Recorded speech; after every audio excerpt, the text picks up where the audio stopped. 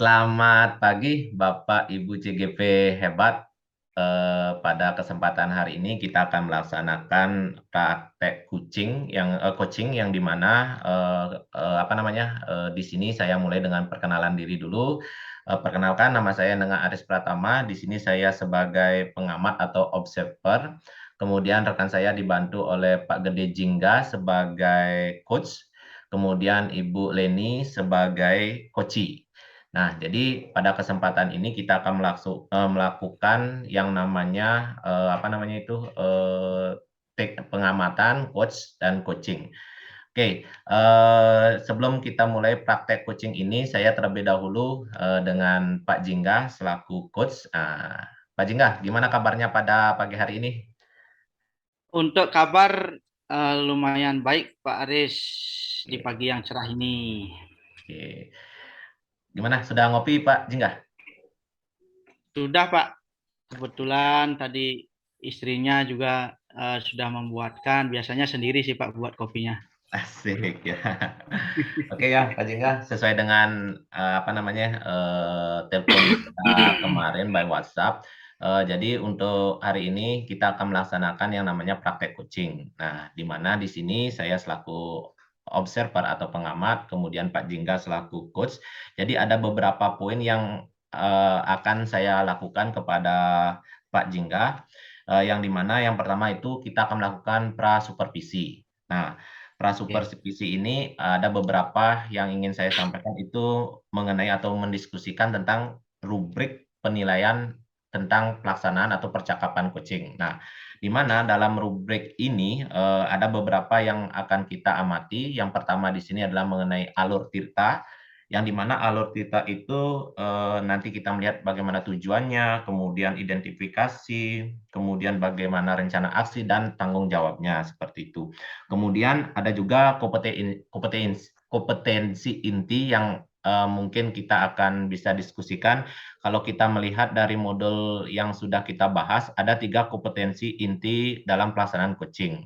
Yang pertama itu ada kehadiran penuh, yang kedua ada mendengarkan aktif, yang ketiga ada pertanyaan berbobot. Nah, seperti itu. Nah, itu mengenai rubrik penilaian yang akan kita laksanakan pada saat praktek coaching ini seperti itu Pak Jinggange. Oke Pak. Nah, dari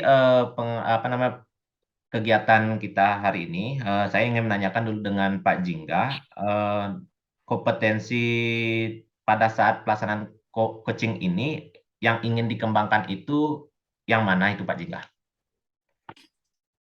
Baik Pak Aris, jadi dalam kegiatan coaching yang akan saya laksanakan nanti bersama rekan saya Bu Komang Leni. Jadi terkait dengan kompetensi yang ingin dikembangkan itu dari 3 kompetensi itu, salah satunya adalah pertanyaan berbobot Pak Aris. Hmm. Di mana dalam pertanyaan berbobot ini saya berusaha untuk menggali permasalahan yang dihadapi oleh coach saya dengan memberikan beberapa pertanyaan-pertanyaan berbobot yang mengarah kepada penggalian potensi yang dimiliki juga oleh coach saya sendiri. Seperti itu Pak Aris. Oke, kemudian kalau dilihat dari pertanyaan bobot tersebut, mungkin nggak ada atau secara spesifik yang ingin diobserv lagi? Mm-mm. Jadi yang lebih spesifik yang ingin saya observasi, jadi itu Pak Aris seperti yang saya sampaikan tadi, pertanyaan berbobotnya dulu yang lebih spesifik saya akan observasi. Kenapa? Karena dari pertanyaan berbobot ini saya akan lebih bisa mendengarkan secara aktif terlebih dahulu apa permasalahan yang dihadapi oleh coach saya sendiri, dan melalui itu pula akan mampu juga mewujudkan kompetensi yaitu kehadiran penuh. Artinya saya hadir secara penuh terhadap permasalahan yang dihadapi oleh coach saya sendiri, kemudian menyimak juga secara penuh apa yang disampaikan oleh coach saya sendiri. Begitu Pak Aris. Oke. Baik, terima kasih Pak Jingga. Nah, kalau dilihat dari apa yang Pak Jingga sampaikan barusan, indikator ketercapaian atau dari tujuan pengembangan yang diinginkan setelah melakukan coaching atau refleksi itu seperti apa sih Pak Jingga? Hmm. Jadi terkait dengan indikator ketercapaian, di sini akan terlihat ataupun bisa dikatakan berhasil jika saya sendiri itu tahu bagaimana langkah-langkah dalam menyelesaikan permasalahan yang dihadapinya. Atau dengan kata lain, coach saya ini nantinya mampu menemukan solusi ataupun jalan keluar dari permasalahan yang dia hadapi sendiri. Begitu Pak Aris. Oke, baik. Terima kasih Pak Jingga atas informasinya. Nah, sekarang dari beberapa pertanyaan yang tadi saya sudah sampaikan, mungkin sekarang bisa dipraktekkan Pak Jingga. Jadi praktek coaching ini yang dimana mengenai dengan alur tirta tersebut bisa dilakukan dengan Ibu Leni. Baik, untuk waktu saya persilakan pada Pak Jingga untuk melakukan praktek coaching tersebut. Terima kasih Pak Jingga. Baik, terima kasih atas waktu dan kesempatannya Pak Aris. Uh, saya langsung saja kepada Bu Komang Leni selaku coach pada kegiatan coaching hari ini. Bu Komang Leni, selamat pagi. Selamat pagi, Pak. Bagaimana kabarnya Ibu hari ini? Kabar saya baik-baik saja, Pak. Ya, syukur ya Bu ya dalam keadaan ataupun kondisi yang baik, karena dalam keadaan ataupun kondisi yang baik tentunya membuat kita lebih bersemangat untuk beraktivitas ataupun menjalani hari-hari. Kemudian kira-kira untuk di kegiatan hari ini, kegiatan coaching ini, mungkin ada yang ingin Ibu sampaikan ataupun yang Ibu obrolkan kepada saya. Silakan Ibu. Iya, terima kasih Pak. Sebelumnya, apa saya boleh cerita atau curhat sama Bapak ya? Sangat diperbolehkan Ibu. Kebetulan juga ada banyak waktu sih untuk hari ini, di pagi hari ini. Silakan Ibu Leni.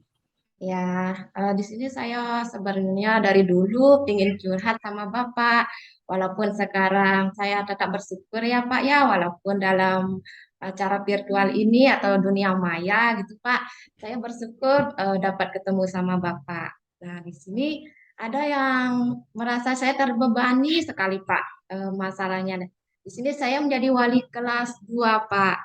Nah, di Ya. sini saya mempunyai murid 14 orang. Terus di sini ada salah satu orang siswa saya yang belum bisa membaca Pak atau kurang membaca. Nah, saya sangat khawatir Pak karena kan PTS sekarang sudah dekat. Begitu Pak. Iya, jadi intinya Ibu ini mengajar di kelas 2, Bung. Iya, Mengajar di kelas 2, kemudian jumlah siswanya 14 orang. Kemudian ada beberapa ataupun salah satu siswa Ibu yang belum bisa membaca, begitu Bung. Nah, kira-kira apa penyebabnya Ibu? setelah saya telusuri Pak, di sini ternyata penyebabnya itu dari diri anak itu sendiri karena minatnya kurang membaca itu Pak. Kurang membaca, terus anak itu kebanyakan bermain Pak, suka Ya. bermain. Kebanyakan bermain, minat belajarnya berarti kurang ya. Kemudian bagaimana keadaan ataupun perilaku yang ditampilkan pada saat di dalam kelas, Bu? Nah, kalau keadaannya Pak, biasanya dia sih termenung gitu Pak. Ya Berarti, kurang fokus dalam hal membaca atau menerima pembelajaran Pak. oh iya. Kemudian di dalam kelas itu sering bermain-main juga, Bu Komang? Iya Pak, saya perhatikan setiap hari sering bermain Pak sama temennya, sampai Pak akhirnya dia belajar membaca. Iya. Kemudian reaksi Bu Komang ketika menghadapi siswa yang seperti itu bagaimana? Nah, pertamanya saya mencoba Pak melakukan beberapa pendekatan Pak, Ya. bimbingan terhadap anak tersebut, terus menanyakan kenapa belum lancar membaca seperti itu Pak. Begitu ya. Terus bagaimana hasilnya Ibu? Nah, kalau hasilnya sudah mulai ada peningkatan Pak sekarang. Setelah saya Hmm. melakukan pendekatan tersebut, terus melakukan bimbingan, memberikan bacaan, kartu baca, itu Pak. Nggih. Nah, jika dikaitkan dengan skala keberhasilan dalam Ibu mengajar nih terhadap siswa-siswa yang seperti itu, dari skala 1 sampai 10 itu Ibu berada di skala nomor berapa Ibu terkait dihubungkan dengan siswa yang belum bisa membaca itu gitu. Menurut itu skalanya 7 Pak. 7 Masih ya. dalam skala 7 ya. Artinya sudah lumayan itu namanya Bu, ada kalau skala 7. Kemudian skala yang ingin Ibu capai terhadap keberhasilan belajar anak itu berapa Bu nggih? Inginnya sih saya skalanya 10 Pak, biar 10 ya. itu bisa membaca gitu Pak, nggak ada lagi siswa yang tidak bisa membaca gitu Pak. Iya betul Bu ya. Jadi karena kalau misalnya siswa kita sudah berhasil, berarti di sanalah letak keberhasilan kita sebagai guru, kemudian juga rasa bangga kita Bu nggih. Rasa bangga kita sebagai pendidik bisa ini terutama karena guru SD tantangannya lumayan sangat sangat berat kalau saya pikir itu Bu, karena mengajarkan bagaimana siswa dari yang belum bisa sama sekali sampai bisa itu luar luar biasa apa namanya strategi yang harus dibutuhkan. Baik untuk Bu Leni. Nah, selain langkah-langkah yang Ibu sudah terapkan tadi, kira-kira ada lagi langkah-langkah yang lainnya yang Ibu pikirkan ataupun yang Ibu rencanakan, Bu? Nah, untuk langkah yang lainnya, di sini saya mencoba untuk berkunjung ke rumah siswa tersebut, Pak. Hmm. Nah, ya saya bisa berdiskusi dengan keluarga mereka, apa yang menyebabkan anak tersebut kurang lancar membaca kalau di sekolah, dan Ya, saya betul. meminta bimbingan ke orang tua tersebut. Hmm.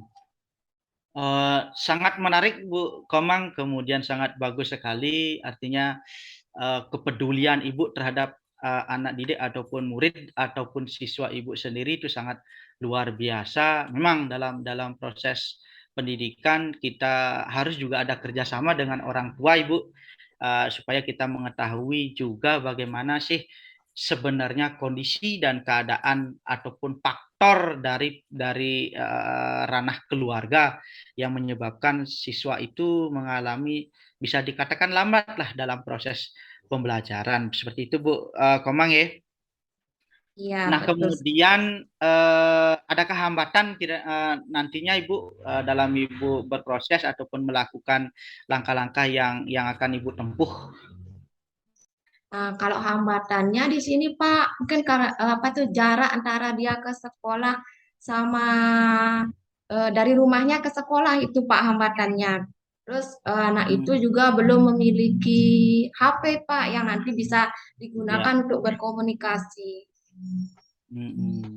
Nah, dari hambatan itu eh, adakah solusi yang sudah Ibu pikirkan ataupun rencanakan terkait dengan hambatan yang kira-kira Ibu alami nanti? Nah, solusinya Pak, dengan cara setiap hari saya memberikan bimbingan di sekolah, terus Ya, dengan betul. memberikan eh, buku cerita yang menarik, Pak, cerita bergambar, dan itu kartu Mm-mm. huruf, itu yang saya berikan untuk di sekolah, Pak. Iya. Baik Bu Komang, jadi rencana-rencana yang akan Ibu Komang lakukan itu sekali lagi memang sangat menarik Ibu. Kemudian banyak sekali rencana yang Ibu akan lakukan terkait supaya bisa siswa Ibu yang mengalami lambat belajar ataupun lambat membaca itu bisa benar-benar berhasil. Saya bangga sekali dengan Ibu, artinya ada semangat yang luar biasa supaya anak didik ataupun siswa yang Ibu ajar itu berhasil semuanya. Oke. Nah, jadi dari langkah-langkah ataupun rencana yang akan Ibu tempuh ataupun yang akan Ibu lakukan, um, mana salah satunya yang menjadi prioritas utama yang akan Ibu lakukan sesegera mungkin sebagai tindakan awal ataupun rencana aksi awal dari apa yang Ibu rencanakan. Nah, kalau itu mengunjungi Pak, mengunjungi ke rumahnya. Itu yang menjadi Hmm. gini yang saya gini pertama ya Oh, prioritasnya pertama Pak. oh, baik, berarti berkunjung ke rumahnya, Bung. Ya. Iya, seperti yang saya sampaikan tadi, seperti yang saya katakan, memang betul Ibu, kita juga harus mengetahui bagaimana si faktor penyebab ataupun faktor yang dari pihak keluarganya mungkin supaya lebih tahu. Jadi nantinya Ibu bisa menerapkan ataupun melanjutkan rencana yang lainnya. Seperti itu, Bu. Nah, dalam rencana itu kira-kira siapa yang akan bisa membantu Ibu ataupun Ibu bisa melibatkan orang lain? Nah, selain saya sendiri di sini saya akan mencoba minta bantuan sama eh, wali kelas lain, teman-teman Hmm. sejawat saya, Bapak Kepala Sekolah yang ada di sekolah, seperti itu, Pak. Ya, iya Bung. Jadi memang dalam setiap proses pembelajaran yang kita lakukan, terlebih lagi dengan adanya siswa yang bermasalah, memang harus ada kolaborasi ataupun kerjasama dengan pihak ataupun guru-guru yang lainnya supaya dalam artian Ibu tidak sendiri dalam berproses, kemudian Ibu tidak sendiri mempertanggungjawabkan apa yang Ibu lakukan. Pimpinan ataupun kepala sekolah juga penting adanya untuk mengetahui apa yang akan Ibu lakukan, Bung. Nah, sebagai langkah tanggung jawabnya, kira-kira kapan akan itu dilaksanakan, Ibu Komang? Nah, secepatnya, Pak, mungkin lagi 2 hari, 2 hari saya mau melaksanakan. Hmm. Nggih. Jadi memang harus segera mungkin, Bu, ya. Jadi supaya rencana yang Ibu sudah susun, mungkin yang sudah dipikirkan, tidak tinggal rencana. Jadi yang terpenting adalah eksekusi ataupun aksinya, aksi nyatanya dari rencana itu. Baik, Bu Komang, kira-kira itu obrolan kita ataupun percakapan kita pada pagi hari ini. Nah, dari obrolan kita tadi, apa yang bisa Ibu dapatkan ataupun hal-hal apa saja yang bisa Ibu peroleh dari kegiatan ini? Nah, hal-hal yang bisa saya peroleh itu banyak sekali, Pak. Di sini saya sudah mendapatkan saran dari Bapak, motivasi untuk saya dalam melaksanakan pembelajaran di sini, di mana dalam apa itu namanya memberikan atau membimbing siswa saya yang kurang membaca, itu, Pak. Baik, Ibu. Terkait dengan hal yang lainnya, perasaannya bagaimana sekarang, Ibu? Aduh, Pak, perasaan saya sekarang sudah lega, Pak. Dulunya kan saya sangat khawatir, Pak, terhadap siswa tersebut. Apalagi akan mengikuti Iya, PTS itu, Pak. Tapi setelah iya saya bertemu, betul. Pak, akhirnya perasaan saya itu udah hilang sekarang, Pak. Udah plong gitu, Nah, Pak. iya, nggih. Nggih, Bu Komang nggih. Jadi perasaannya syukur sekarang sudah lega, artinya apa yang menjadi rencana Ibu sudah kita obrolkan, juga orang lain dalam hal ini adalah saya, itu juga mengiyakan dalam artian bahwa apa yang Ibu rencanakan itu memang sudah benar, bernilai positif. Nah, tinggal sekarang bagaimana Ibu untuk mengeksekusi, untuk melakukan rencana tersebut. Begitu Bu Komang ya. Baik Bu Komang, ada kiranya yang ingin disampaikan lagi untuk di kegiatan hari ini? Nah, saya cuma bisa mengucapkan terima kasih banyak atas motivasi yang Bapak berikan selama ini kepada saya. Itu aja, Pak. Nggih, terima kasih kembali juga Ibu ya.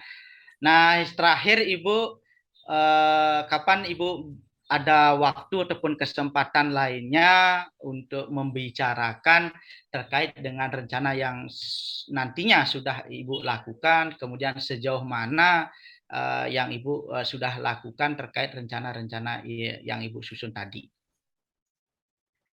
Ya, nanti secepatnya Pak, saya akan memberikan kabar kepada Bapak dan kalau ada kesempatan saya ingin curhat lagi sama Bapak agar Iya. masalah yang saya dapatkan itu dapat terselesaikan dengan baik. Baik Ibu Komang, jadi saya selalu membuka diri, artinya selalu meluangkan waktu kepada rekan-rekan guru, termasuk juga Bu Komang, jikalau ada kiranya rekan-rekan guru ataupun Bu Komang sendiri juga ingin sharing kepada saya terkait permasalahan-permasalahan yang dialami. Nah, kenapa saya sendiri meminta lagi untuk pertemuan kegiatan seperti hari ini. Jadi tujuannya adalah supaya saya juga ingin membelajarkan diri sebenarnya Bu Komang dari permasalahan Bu Komang. Itu akan saya jadikan juga sebagai pengalaman pribadi di dalam diri saya. Begitu Bu Komang. Iya Pak, terima kasih Ah, banyak. baik. Kalau memang sudah tidak ada yang ingin disampaikan lagi, sekali lagi saya ucapkan terima kasih Bu Komang sudah sekali lagi meluangkan waktunya, kemudian dengan ikhlas datang kepada saya untuk menceritakan permasalahan dan tentunya kita mencari ataupun Ibu menemukan sendiri solusi ataupun jalan keluar dari permasalahan yang Ibu hadapi. Sekali lagi terima kasih Bu Komang. Sama-sama Bapak, terima kasih kembali. See you next Iya, time. Ibu Eh, selamat pagi. Bye. Oke, baik, terima kasih ya Pak Jingga dan Bu Leni ya dalam alur kita tadi sudah melakukan coaching yang sangat luar biasa, sudah menemukan apa namanya sesuai dengan alur cerita yang sudah saya sampaikan di awal tentang rubrik penilaian tersebut. Baik, terima kasih Bu Leni dan Pak Jingga yang sudah melakukan praktek coaching. Nah, jadi ada beberapa yang mungkin bisa saya catat dan mungkin saya dengar. Jadi topik permasalahan tadi itu yaitu dari 14 siswa yang Ibu Leni ajar tersebut ada satu siswa yang belum bisa membaca kan seperti itu. Kemudian dalam strategi yang dilakukan itu ada memberikan apa namanya memberikan kartu bacaan, memberikan buku cerita. Kemudian dari permasalahan yang terjadi kenapa anak tersebut tidak atau belum bisa membaca itu karena keasikan dalam bermain. Nah, seperti itu ya. Dan juga minat membaca dari anak tersebut kurang karena asikan bermain.